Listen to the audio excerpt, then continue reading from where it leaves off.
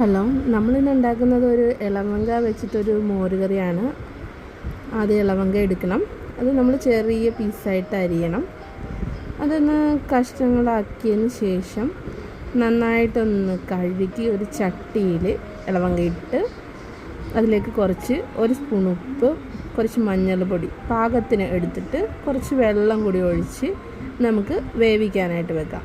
എന്താണെന്നറിയില്ല, ഞാൻ വീഡിയോ ഇട്ടിട്ടുണ്ടെങ്കിൽ വ്യൂവും ഇല്ല, ലൈക്കും ഇല്ല, സബ്സ്ക്രിപ്ഷനും ഇല്ല, ഒരു തേങ്ങയും ഇല്ല. വെറുതെ ഒന്ന് ഇട്ടേക്കാമെന്ന് വിചാരിച്ചു. ഇത് നന്നായിട്ട് വെന്ത് വന്നിട്ടുണ്ട്. ഇനി ഇതിലേക്ക് നിങ്ങൾക്ക് പറ്റുന്നുണ്ടെങ്കിൽ ഈ ഒരു പീസായിട്ട് ഉപയോഗിക്കുക. അതല്ല, എനിക്ക് ഇച്ചിരി ഉടഞ്ഞിരിക്കുന്നതാണ് ഇഷ്ടം, അതുകൊണ്ടിട്ട് ഞാൻ കുറച്ച് ഉടച്ചാണ് വെക്കുന്നത്. ഇതിന് ശേഷം കുറച്ച് തേങ്ങയും മഞ്ഞൾപ്പൊടിയും ഉപ്പും ഒക്കെ ആഡ് ചെയ്തിട്ട് ഞാൻ എടുക്കുന്നുള്ളൂ. എല്ലാവരും ഇതിൽ കുറച്ച് ജീരകമൊക്കെ ആഡ് ചെയ്യും, പക്ഷെ ഞാനിതിൽ കുറച്ച് തേങ്ങയും മഞ്ഞൾപ്പൊടിയും ഉപ്പും മാത്രമേ ചെയ്തിട്ടുള്ളൂ.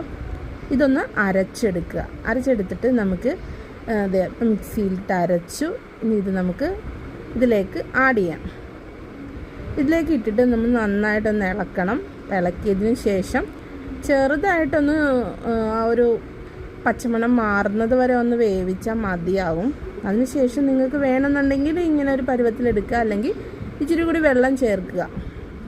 വെള്ളം ചേർത്തതിന് ശേഷം നമ്മൾ കുറച്ച് തൈര് ആഡ് ചെയ്യുക. എനിക്ക് ഇച്ചിരി തൈര് ആഡ് ചെയ്യുന്നതാണ് ഇഷ്ടം, എനിക്ക് ഇച്ചിരി പുളി മതി. അതുകൊണ്ട് ഞാൻ കുറച്ച് തൈര് ആഡ് ചെയ്തിട്ട് ഞാൻ ഓഫ് ചെയ്യാണ്. കാരണം നമ്മൾ ആഡ് ചെയ്ത് കഴിഞ്ഞിട്ട് തിളപ്പിച്ചിട്ടുണ്ടെങ്കിൽ പിന്നെ അത് കൊള്ളത്തില്ല.